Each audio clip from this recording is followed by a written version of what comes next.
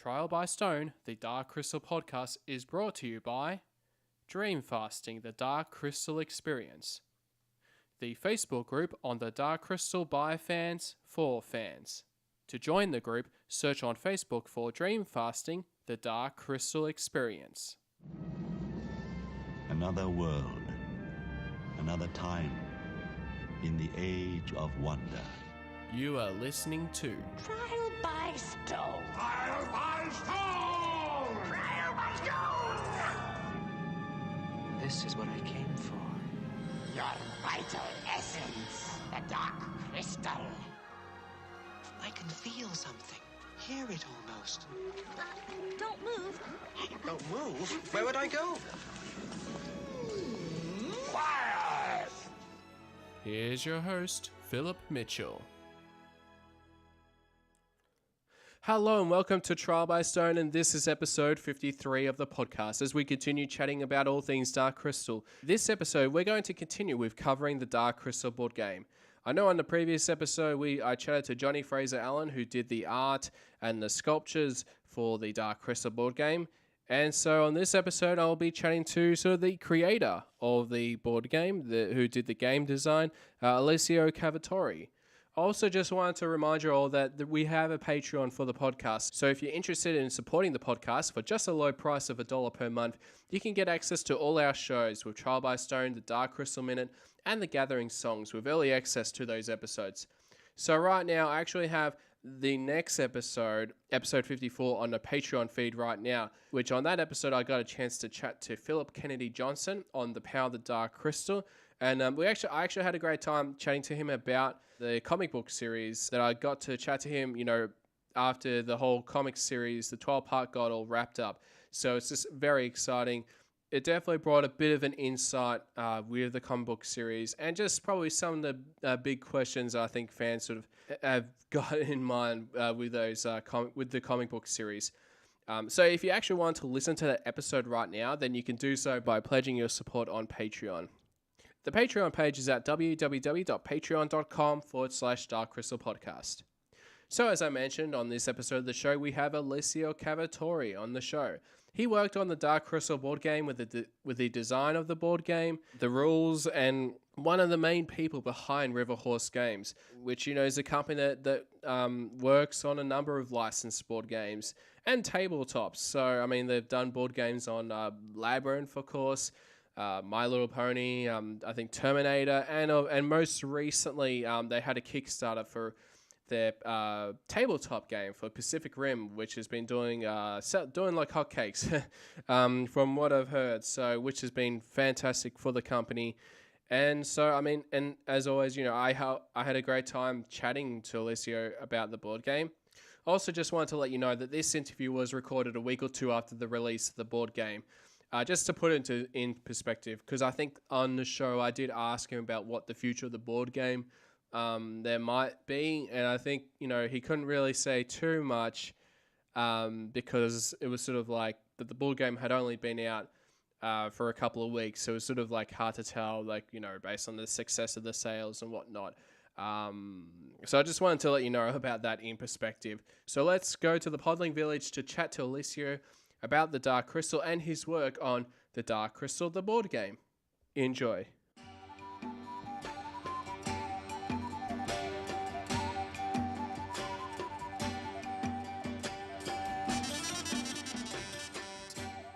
Alright, so on this episode of Trial by Stone, we got Alessio Cavatore. He is the game designer of the Dark Crystal, the board game, and the managing director of River Horse Games. He's worked on a lot of other board games, not only Dark Crystal, but also with Labyrinth and Terminator Genesis and many more. And originally started off, working at Games Workshop many years ago. So so I just want to say, Alessio, thank you so much for being on the show. Thank you for having me. I guess on the show we'll definitely talk about working with board games with the Dark Crystal board game and a couple other things. But I would love to know, how did you discover the Dark Crystal? Oh, wow. That is like 1983. So I was born in 72. So I would have been 11. Yeah. So Yeah. I would have been 11. And Yeah. I remember clearly seeing it in the theater, in the cinema. Yeah. And this was in Italy. So actually, in Italy, Dark Crystal never quite became the big success that was in English-speaking countries. I remember that it was very much of a niche thing, and only I think because of my passion for fantasy in general, and probably by then it would have been a couple of years later because normally it comes out a little bit later. So we're talking about what 83, 84, something like that. So 11, 12-year old, with a passion for fantasy, and surely I was going to see all these obscure little movies that definitely not for the majority of people in Italy. Very much of a niche for geeks. Mm-hmm. And yeah, that's when I went to the theater. I think with my cousin, if I remember correctly. And yeah, these two little kids went and saw this, and were like, "Whoa, that was different." Yeah, yeah, completely never, different to yeah. never seen anything even vaguely like that. It was just, it was just mind blowing. It was like that was really, it's because you're used to see shows that, particularly because also people not knowing, it was very much presented as it's for kids. It's got puppets, so clearly it's for kids, right? Yes, yeah, yeah. And you kind of go, well, kind of. Yeah, yeah, it is a little bit. I mean, sort of has that inspiration from like the Grimm sort of storytelling, to get kids to be scared a bit. But yeah, I mean, this was a film that I guess, going from the Muppets with Jim straight into something like the Dark Crystal was such a different direction. Yes, and I think that's why, people were not. Probably the reviewers didn't particularly bother checking it, and it was very much presented. Yeah, kiddie thing. Which, of course, like all Henson creations, it certainly is good for kids. They're very watchable for kids. It's always films that you can watch with your kids and not have any trouble. I hope. I've definitely shown it to my daughter without a problem.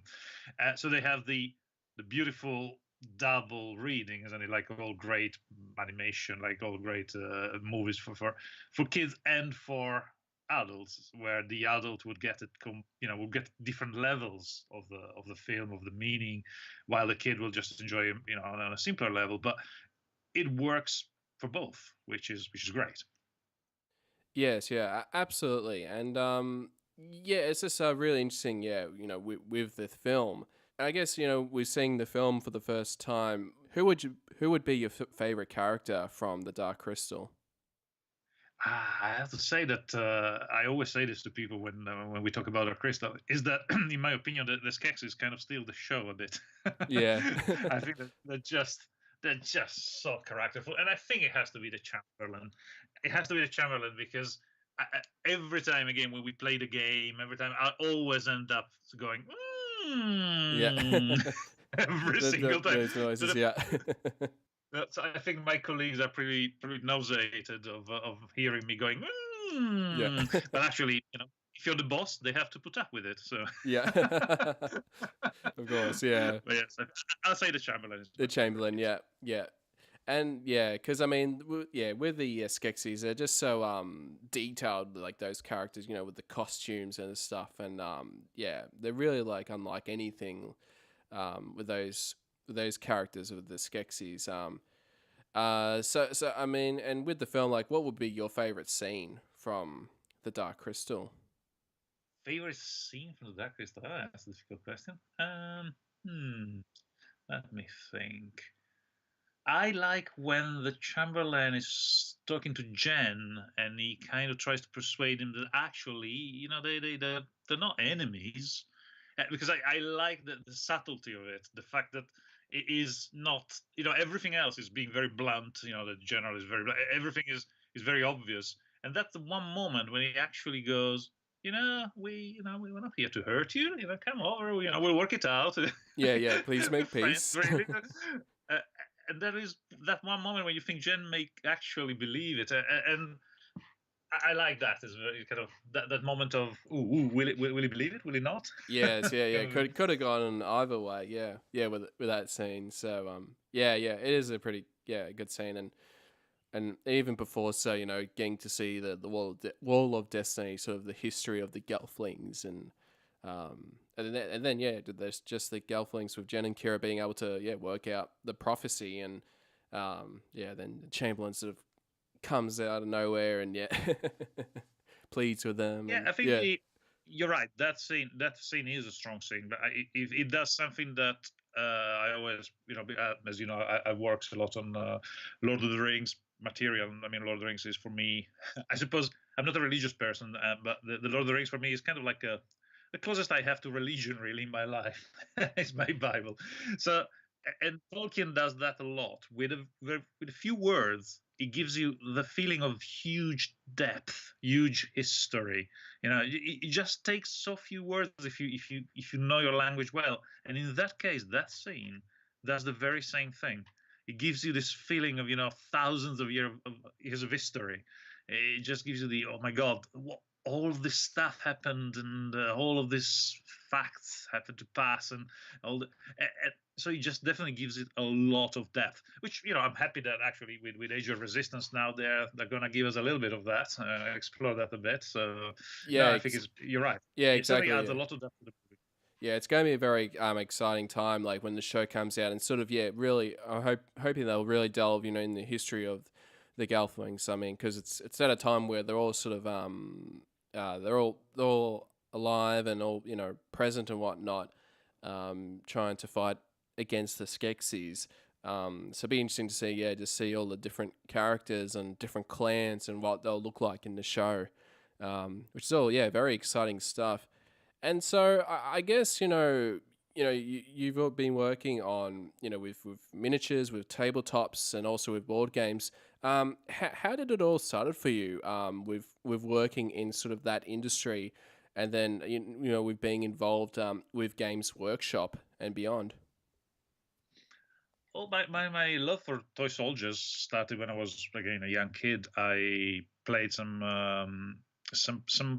games that were in books. They were battle game books, and they had little. They were like historical about medieval knights, about World War II, historical books with a lot of beautiful illustration, and then some little games at the end that you kind of hex games that you photocopied, but they had rules obviously, and I took those rules as a, I don't know, 10, 11, 12, young teen.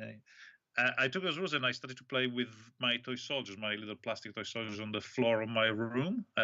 And my room had a kind of a wooden floor with a square motif, which was was perfect. So I started playing there, and then it came to board games, Avalon Hill, war games. Then I discovered D&D, so there was a role play. Lord of the Rings came about, so fantasy, and then of course also the Dark Crystal and Labyrinth and all the movies of the 80s, Willow, all those, the Never Ending Story, all that period. uh, and so I love the genre. I played a lot of games, and a few years later I discovered Warhammer. I played Warhammer quite fanatically in my late teens, early university, and I won a tournament, the Italian Warhammer tournament, which obviously was a small affair at the time. There weren't many people in that. Again, it's all very niche, all very, very limited amount of the amount of people in Italy that can actually engage with all of this, because you have to imagine that all of this, 90% of this, was in English, uh, because it was so small that it wasn't worth translating for many companies. So it was literally a small group of people that could read English to a certain level, could basically enjoy these products, all these films, these books, and so yeah, I learned there my Warhammer, and then won the tournament, and then Games Workshop was actually opening Games Workshop Italy, the main English company was opening this Italian branch, and so they were starting to translate into Italian all the products. And this is Warhammer fifth edition, fourth edition, and I got basically to talking to the people at the top there, and got offered a job eventually, took it, and I started to work for Games Workshop. Moved to England. I started to Yeah. work for them. Oh wow, yeah, that is awesome. Yeah, and like I also remember as a kid, I would always go to once a week wherever I'm at a shopping center, and always visit the Games Workshop store, and always have good memories of sort of going there, and even even just like watching other people play with the tabletop miniatures, I was sort of a bit fascinated about it. And I think I used to collect I think with the Lord of the Rings miniatures, which I think I did it through one of those magazine subscriptions. I think that was done, that was part of the Games Workshop and some other magazine company. I remember. Yeah, the Agostini. Yes, Yeah, yeah, the yeah. Agostini. I was involved in making those. Oh, yes, yeah, yeah, yeah, Bizarre. with the Lord of the Rings, yeah. Well, because what was it like? Sort of, finally be able, to be able to work on sort of a franchise that you sort of grew up and loved, like with the Lord of the Rings. So as you said, was sort of almost like a religion, to be able to work on the miniatures, based on the Lord of the Rings movie trilogy. Well, it was amazing. As I always say, for me, it was a bit of a mystic experience, really, to actually through working on the game to actually being invited on the set of the movies and actually have my little cameo in the movie as well. I'm a writer of Rohan. In fact, I'm a dead writer of Rohan. It's a very important part Yes, yeah. in the movie. But yeah, no, that was astonishing. Meeting the people, the actors that you've seen in the first movie, then you see them, where they're filming the last movie, and you're in there. You're Yeah, in talking the to them Return the in King, costume. yeah. Yes, which is yeah, it was really a surreal experience and an experience for which I am eternally grateful, both to Games Workshop, which obviously sent me there, but also to Weta Workshop, that were unbelievably nice, unbelievably welcoming. I mean, I was a guest at Richard Taylor's house, and they showed us around. Peter Jackson, took a lot of time for us, and I played, my game with Peter Jackson. Yeah, wow, which yeah. was, yeah, which was kind of slightly surreal. Bizarrely, actually, there's a link with the games we're making now with Weta, because the figure, the person that is sculpting the miniatures, both for Labyrinth and for the Dark Crystal, and he's also drawing the artwork. He's drawing the artwork for the Dark Crystal and the Labyrinth. Is Johnny Fraser Howland, which mostly works for Weta Workshop.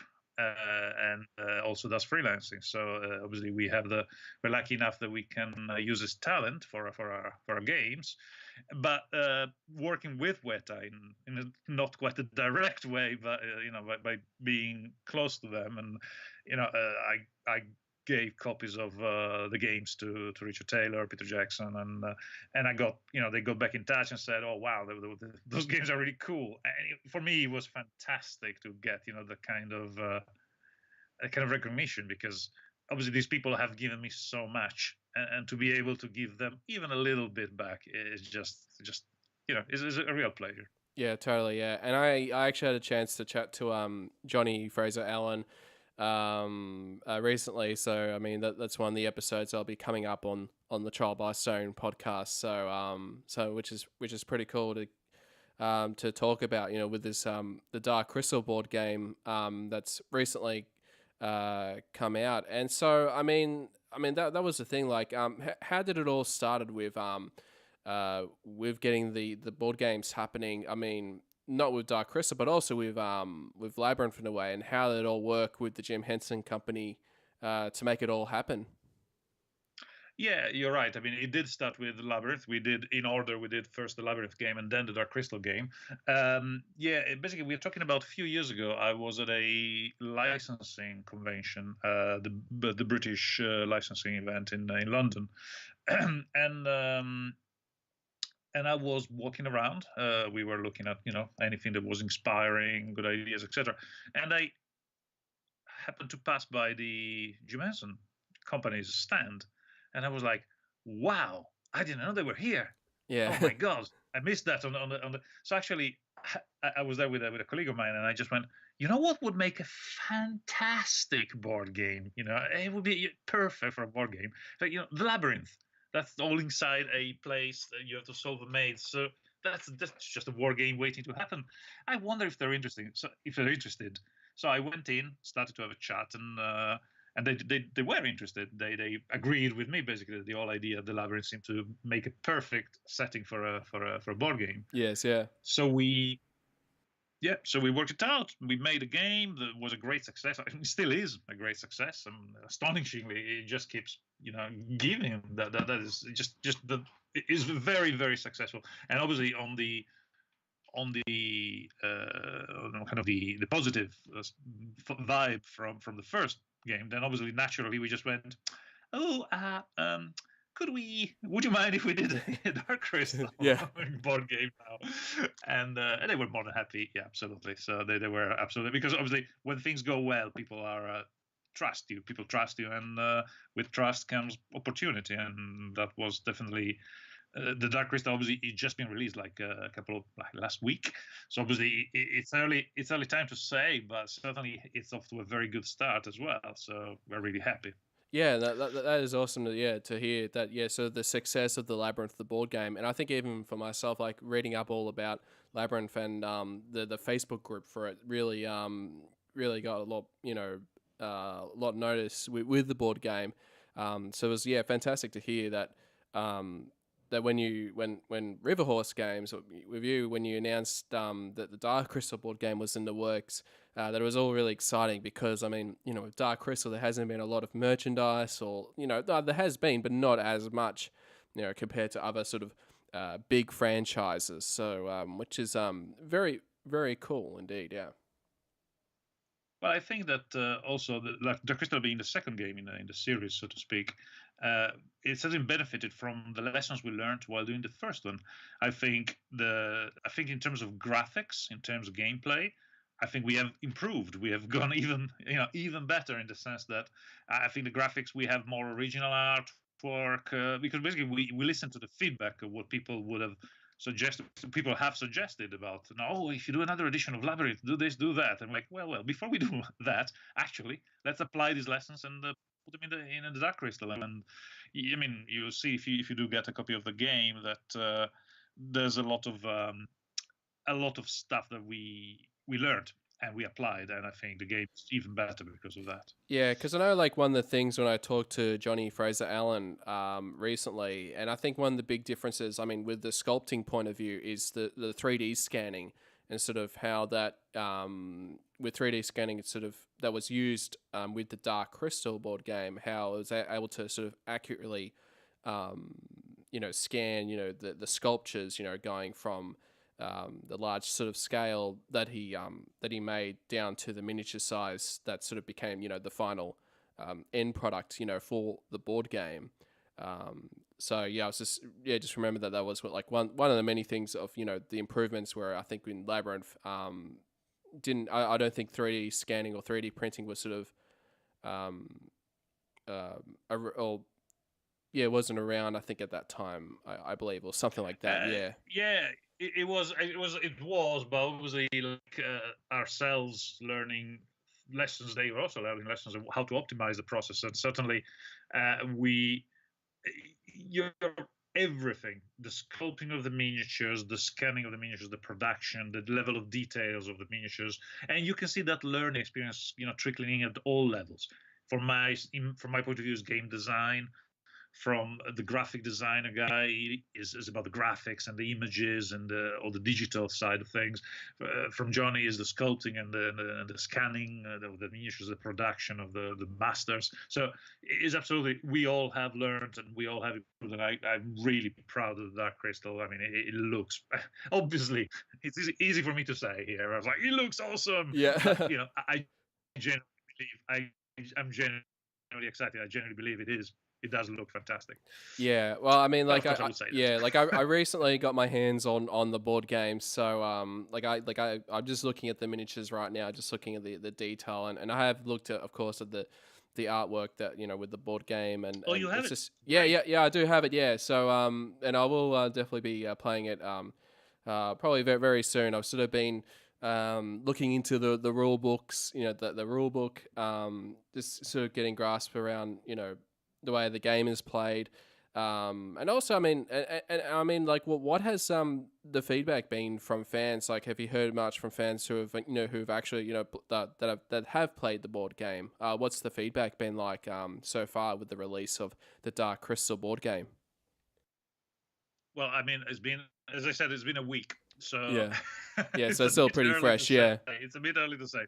Yeah. Yes. Well, I did find out that there's an unforgivable typo that I made in there. So certainly the first edition will become a collectible because I need to fix that typo. But it's about Garthim's. Basically, it doesn't say that their brawn is 12, is a D12. So I was like, oh. But actually, that is a fairly common thing that happens in pretty much, in my experience, it happens in all war games, in all role play games, in all board games. There's always a couple of things that always in the first edition you go, oh, that one, ooh, and Oh, that yeah. one, and then that. And that's sort of the But good thing. as soon as you do the next print run, Yeah, and that's sort of the good thing, I guess. Like when you have like sort of the errators on your website, if there's any sort of mistakes or whatnot or corrections that need to be made. And I think like one of those, I think when I was going through the rule book, I think there was like one page. I think it was like page 7 on the illustration, and how I think at the start, the Skeksis that have the trial by stone, and on the example, it said with it was an example where the Emperor won, and Skeksil starts in the moat space, though he has like 3 willpower instead of the 2 willpower he's meant to have because he lost in that trial by stone. yeah. So you look Yeah. so the example, the Yeah. image, the text, and the image don't agree. That is a very, very good example of something that actually people don't appreciate, and I didn't appreciate it when I was just a customer. I was just using Yeah. board games. Yes, A board game of that level is actually fairly complex. It's quite a big undertaking. There's a lot of factors that have to happen. You have to consider the sculpting, you have to consider the text, you have to consider the graphics, the artwork, the graphics that actually not only the decoration artwork but also the functional artwork, which is diagrams, captions, and a lot of people work on that. So keeping it all together through several iterations of the same thing, because obviously you do a first draft, then you send it for approval, then Hanson will give you feedback, then you send it for a proofread, the proofreader gives you feedback, then you play test it and you get some feedback. So it obviously is not just one person that works on those files. Oh, no. The one that corrects the text, there's the one that lays out the graphics, the layout. Yeah. So keeping it all tied together is really difficult. I mean, Yeah, of course. I remember, like in big wargaming rule books, definitely the first print run is always kind of like, oh, okay, right. How many erratas do we have there? And it's just because it's such a complex thing with so many variables that it always happens. And I of suppose course, essentially this illustrates a bit of the complexity of it. So the example you were saying was about some written example of a situation that has been recreated by somebody else as a graphic, and then the text and the graphic have a little discrepancy because obviously this is a several people work. Yes, yeah. And so anyway, what I was saying, the second edition, second print run, in fact, of the game will obviously will fix all of these. So that makes the first print run a collectible. A collectible, yeah, exactly. And that's the thing with Dark Crystal, collectibles, that they actually really do age over time in value. So which is pretty cool. But no, it's awesome to hear that there'll be a second printing of the board game. Which is just great.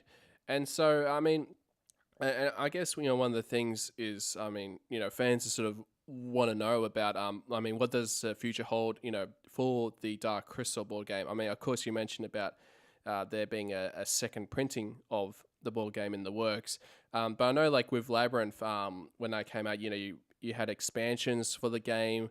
And or with 3-ups with the sculptures. Is that something that might potentially could happen with the Dark Crystal board game? Well, obviously, second print run expansions are always a function of the success of the sales success of the main game. So obviously, I cannot really promise anything at this stage. As I said, that the game has been out for a week. Yeah. Normally it takes a few months. Yeah. So it's still pretty early days. Yeah. Yeah, it takes a few months to decide, how to go about it. But as I said before, the first signs are awesome. And then there's a big expectation for for the Age of Resistance coming out, and that should probably, I would guess, help with making the game more visible. So I would guess, yes, I would guess there will be another print run, and I mean, Labyrinth is on its he's on the fourth print run Oh wow, already, yeah, like yeah, in a year. yeah. So that is astonishing. So I would guess yes. I'm optimistic about it, and in terms of expansion, we already have started working on it. So we trust, believe in this so much that Johnny has been sculpting, we've been writing. So definitely there's unless things go in a way that we don't expect, we are definitely working towards making an expansion. And I mean, if you look at the contents of the Labyrinth game, there were some standees, as well as plastic miniatures. There were some standees, cardboard standees, and in Dark Crystal 2, there's some miniatures and some cardboard standees for some characters, like the Garthins, for example. And what we've done in the Labyrinth, the first expansion, is called Goblins, and that expansion replaces the standees with miniatures. Basically, gives you miniatures plastic miniatures that you can use to replace the goblins in the battle in Goblin City, and adds some rules and some extra cards. It's not just miniatures, also some gaming material. But obviously we were thinking of something like that for Dark Crystal, obviously. So if everything goes well, we'll be doing some more miniatures and some more rules. And but yes, as I said, nothing is decided yet. We have to see how the sales go. In a brutal way. Obviously, this is a commercial operation, so obviously you do want a successful product before you commit to making expansions to it, of course. Yeah, and also I think we might have mentioned I think when we were messaging each other, and I was actually really curious about whether there was any plans for River Horse to sort of do sort of like a video walkthrough of the board game, and I think is that something that's in the works, or that might happen? Yes, we have done a walkthrough of an advanced prototype of the game, which was at Beasts of War. Beasts of War is this program, effectively online program, which does reviews of war games, but also board games. And these guys are based in Northern Ireland, and I'm sure you can publish a link to their show, and they're quite the celebrities in our little niche world of war games. So we've been playing with them, and so there's a video where we play the game. Also, I'm sure we will then do one in-house at River Horse as well, because just recently we started to do videos ourselves as well. So certainly those two. And I mean, if you look around, I saw already a few video reviews cropping up. There was one with the BOLS Bowls, Bell of Last Souls.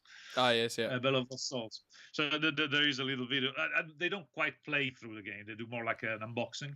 Yeah, of the. Yeah, it's actually you mentioned that because I think a couple of days ago, there's this fan called Jason Delgado, and he actually started a YouTube page, I think, called the Dark Crystal Conjunction, and his first video was sort of like an overview and sort of almost like a bit of a walkthrough of the board game. Oh wow! And yeah. Like I suggest, I'd be curious, check it out. Which I'll put it in the show notes. Please send me a link. Oh, definitely, yeah.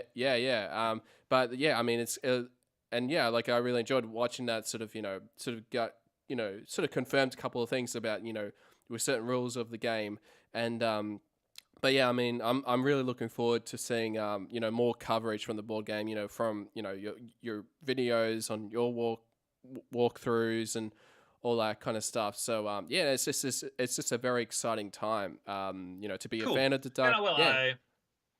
I do hope the review is good. Obviously, like all things, there's the internet is a very vocal place, and there's people that love our stuff and people that hate our stuff, and it's actually quite entertaining as the author and also as the owner of the company, and particularly as somebody who actually loves the AP. You see that I think some people don't get that behind the company there are people, and particularly a company as small as River Horse. We are a tiny company. We're not, we're no Amazon, so when when people, somebody goes, "Oh, I hate this game.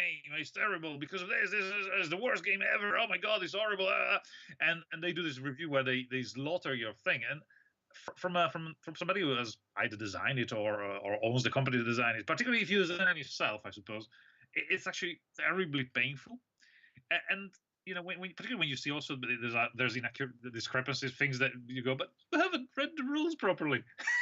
But obviously you cannot talk to them, but it is quite an agony to watch these kind of things.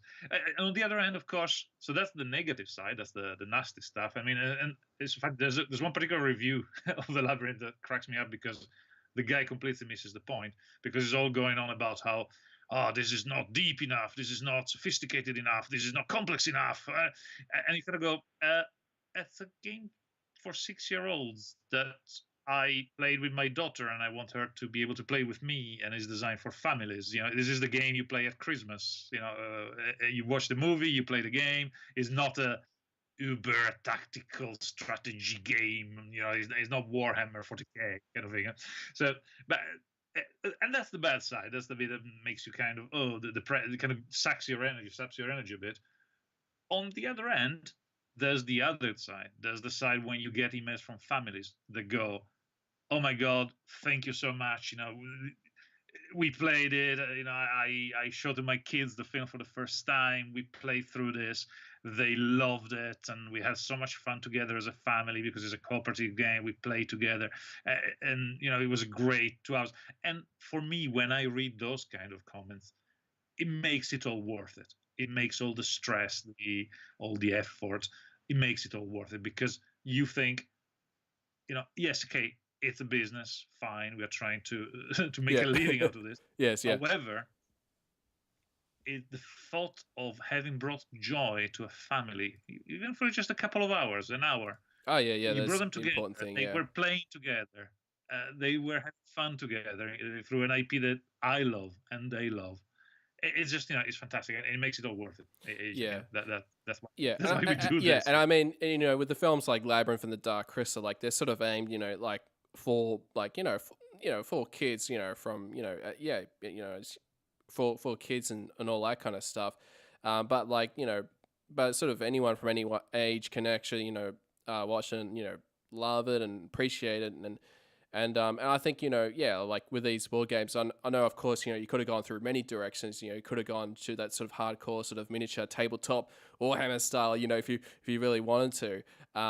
But I know from I guess a perspective of doing it as sort of a board game that sort of anyone can sort of pick up the board game and play the game with with their family and all that kind of stuff. I think that must be pretty awesome to have that feeling of that there's been a lot of families that play these board games and really appreciate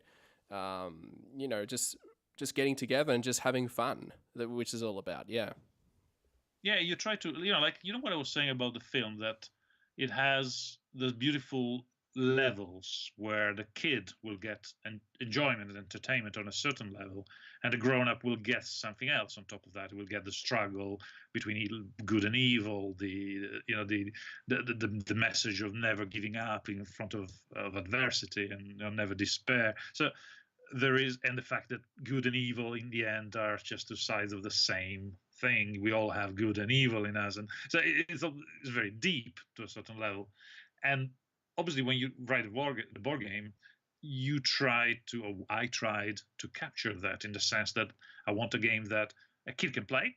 I roll the dice, and I go left, I'll go right. So it's simple. I can go this and that. I enjoy it on a fun kind of level without thinking too hard. While even a gamer that likes games, etc., can go, right, okay, I could go that way, but that implies that then this will happen, and then maybe actually if I go this other way, I have more chances of losing this encounter, but maybe I can do this. I have this card. Maybe it's better if I actually don't force the issue, and maybe it's better to be defeated here to save up my card for later. So it's a game that hopefully, if we did our job right, is engaging on both levels. Yeah, absolutely. Yeah. But of course, these games cannot be a massive strategy game for 2 players. Deeply immersive kind of. Like chess-like. It is not that. No. It's certainly not that. No. But but no, it's pretty cool. With the board game, and I'm just very much looking forward to to really get into playing the board game, with friends and family, and and just have good times. I think we'll wrap it up, and I just want to say, Alessio, thank you so much for being on Trial by Stone, and I just want to know, how can our listeners find out more about your work with River Horse Games? Well, you can pop at our website on www.riverhorse.eu. We have a newsletter. We have plenty of new games coming up. So if you want to check us out, please do. You're very welcome. And I hope we'll talk again later, maybe when Age of Resistance comes out, and we'll see what it's all about. I'm very excited. Yeah, exactly. Yeah, it's a very exciting time. Yeah, like with the show, and I can imagine sort of the potential now. With Age of Resistance. If you ever did like another sort of a board game that takes place during the show, and you can have all these Gelfling miniatures and all these different characters. It's like it must be exciting to sort of thinking up of all these possibilities now with the future of the Dark Crystal now. It is certainly. It certainly is, yes. Yeah. All right, cool. So thank you so much for being on the show. Thank you. Thank you for having me. You've already taken too long, Gelfling. Hurry! At last, the crystal calls. It is time. Time to return to the castle. The crystal calls! To the crystal chamber!